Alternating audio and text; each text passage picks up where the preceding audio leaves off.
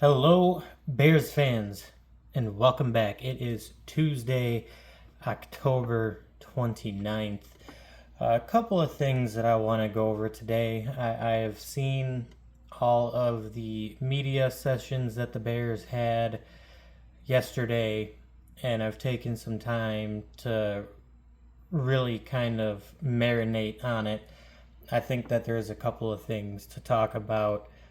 Um, Today I am rocking Tyrique, giving him some love because I am very supportive of him, even though it was an utter boneheaded move on Sunday. I think that he took a step in the right direction, taking accountability for what happened. I also think that him talking to the team unprovoked is a good sign, and the Bears captains on the defensive side of the ball are showing plenty of support for him. So I'm going to kind of jump on that train with them. The good things that came out of it was the players know what they want to do to improve. They know what probably should have happened during that last play there against the Commanders. You know, Bayard went and walked through that play step by step on where everybody should have been, what everybody's assignments was, and what failed. He knows that plays like that are very crucial, and he also felt like there was some miscommunication there, and he felt like he was supposed to be the one going for that jump ball, and Stevenson was supposed to be behind the play, boxing out number 85 there.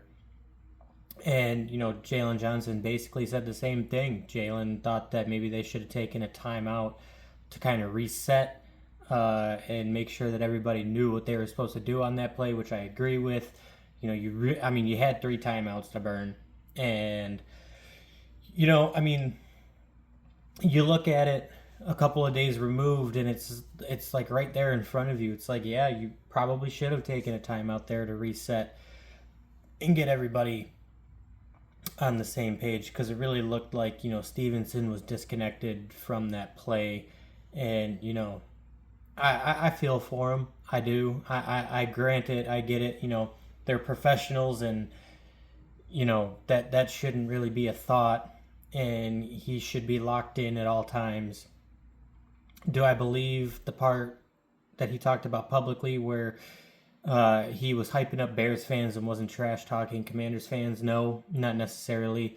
Although, when you have Jalen Johnson and uh, Kevin Bayard come out and say, he talked to the entire team without anybody really bringing it up, and he said that it will not happen again, I think that that is a very good sign on the defensive side of things. It sounds like that the captains are doing what captains should be doing. And then also on top of that, is it worth suspending or benching Stevenson?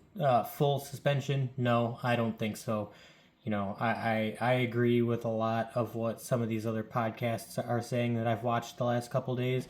Having one of those people that like to, trash talk and run their mouth a little bit is kind of a good thing, when you're a lockdown corner, because he gets a lot of targets because you got Jalen on the other side of the field, and Jalen never really gives up anything, and so Stevenson is dominantly the targeted corner on the Bears defense, and really he doesn't give up a whole lot. I know that the game against the Commanders was a bad day for him yardage wise, but he made a couple of impressive plays. He broke up a touchdown pass in the end zone, and I feel like this is at least a good learning experience for him, right? I feel like with what the captains, Jalen and Kevin said, even Komet too on the offensive side of the ball, even he brought it up.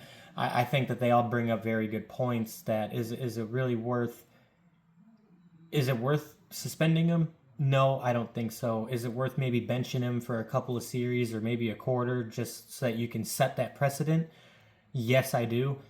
The problem is I don't think Eberflus has the. I don't think he has the confidence to do that. and that's going to be another topic a little bit later in the video.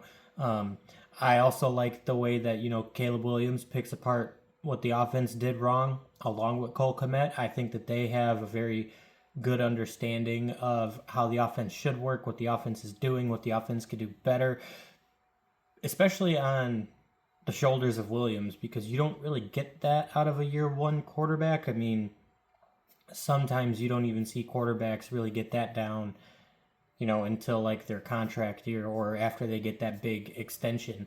And he's showing this week in and week out. When there's things that he misses and things that he messes up on, he's the first person to call it out in the team meetings and in the media. And he'll dog on himself, which a lot of young quarterbacks don't really do. They'll talk about what collapsed in the play, but they don't. I would say it's unwillful ignorance on some young quarterbacks, that they just don't know how to take that step in their first year to be able to take that accountability. Sometimes they just kind of don't really know maybe how to word it, and so they just kind of explain the generality of it but don't know how to take that responsibility, where Williams just puts it on his shoulders all day long, right? And so does Cole Kmet. I mean, I would say that this has got to be the greatest set of captains I have seen on a Bears team, since the Lance Briggs and Urlacher days. And to an extent, Jay Cutler on that side of the football. They don't shift blame on others unless it's 100% warranted. They don't skirt around it. When there's something that they mess up, they take the accountability on it. And I absolutely love seeing that out of the players. That's an excellent thing to see. And then there's the coaching side of it. And while I'm not completely out on Waldron yet, I think that he went back to the weeks 1 through 3 type of Waldron we saw in that game against the Commanders, which I did not like. I still saw enough improvement weeks 3 through 6 that I'm still willing to give him a little bit of slack here. I think that if he can take this game and then turn around and do another weeks 3 through 6 type of deal through the rest of the season, I'll reevaluate him a little later. So I'm not completely out on Waldron yet. I'm not ready to give up on him, because I understand that he is learning pretty much at the same rate that Caleb Williams has to, as far as being an offensive coordinator on the Bears and understanding how the Bears play football. I also understand that, there's a really terrible offensive line that maybe doesn't allow him to call the plays that he should be calling.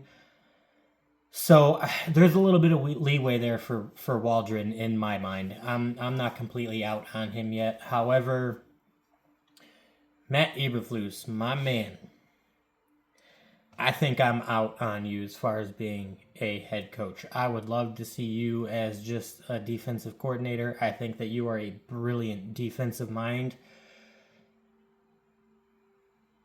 But you double down on some of these calls at the goal line and then not taking a timeout on that Hail Mary and then saying that those 14 yards on the play beforehand didn't even matter. Ooh, sorry, got the hiccups. And it's like, you knew that you had to contain the sidelines, right, on that last drive. You knew that you would have to contain it. You knew you had to try to keep them in bounds. They only had 30 seconds left. I mean, Caleb Williams gave you the lead with 30 seconds left in the game. And really, I think any other quarterback, I don't think that's enough time. Well, maybe Jordan Love or Aaron Rodgers, because, I mean, we've seen that movie play out a bunch. But I think any other quarterback, 30 seconds absolutely ends the game. I really just, you doubled down and then you side skirted some of the questions that, that the media had. And that's a really big problem, because we saw that with Matt Nagy, and we all know how that movie turned out, because he tried to be the offensive coordinator and the head coach, and that did not work at all. And so far to say, I'm sorry, but it ain't working with Eberflus either, because On the road, you are what, 3-11, and then you're what, 10-11, or 11-10 at home, or 12-11 at home. I just see too many. I see too many similarities between Eberflus and Nagy, and it really is starting to bother me, because the difference being is that Eberflus, you are a genius with your defense. Matt Nagy was never that with his offense. I mean, we can consider 2018, but let's be honest, there was no film on any of the schemes, any of the play calling, because you couldn't back it up year two, right? So I just can't get over the similarities that I see between the two, other than the fact that your defense is elite. And I would 100% love to keep you as a defensive coordinator, but I mean, I see a lot of questions on ESPN and NBC and Chicago Sports Network and Twitter and all these places, and a lot of podcasts are asking it too, is Eberflus in the hot seat? And to be honest, I think he should 100% be in the hot seat. You had that game dead to rights with 30 seconds left. Again, I don't think any other quarterback is going to go down the field and score in 30 seconds when they don't have any timeouts. I just don't think that happens. And so, I really hope, really hope for the defense sake, you find a way to bounce back in Arizona, because you got Green Bay coming up, and I don't think anybody wants to see that game at home, because the way that you played against the Commanders, that game can get ugly and out of hand in a hurry. And, I really want to back Eberflus. I think that the culture is right. I just think that the coaching decisions just aren't there yet. Especially with that 1st and goal play at the 1, you have a headset. You 100% have every right to be like, nope, we're going to go with Roschon Johnson. He is 5 for 5 within the 5-yard line, getting to the, why? Just why? And,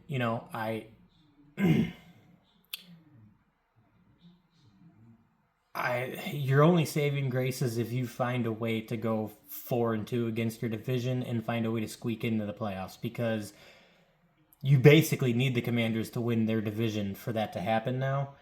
And I quite frankly just think that, that is one too many slips. I can't. Again, we watched that movie play out with Matt Nagy, and we all know how that played out.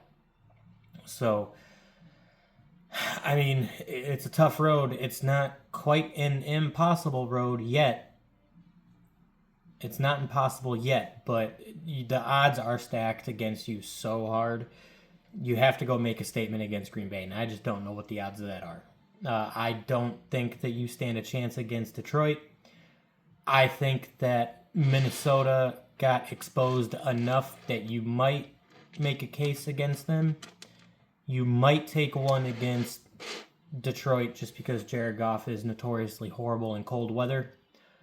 But man, there is some work to do. And I hope that Borum coming back, you can get him back into the offensive line, because obviously there's a couple of guys that just aren't working out right now. So, and also the trade deadline's a week away, so hopefully you can get a win in Arizona just to kind of help yourself maybe there with the trade market. I don't know. We'll have to see how that plays out. But hey, Bears fans, look, you guys give me your opinion. Tell me something in the comments so I don't feel like I'm going crazy here, because I mean, I see it on a lot of other podcasts right now and a lot of other videos.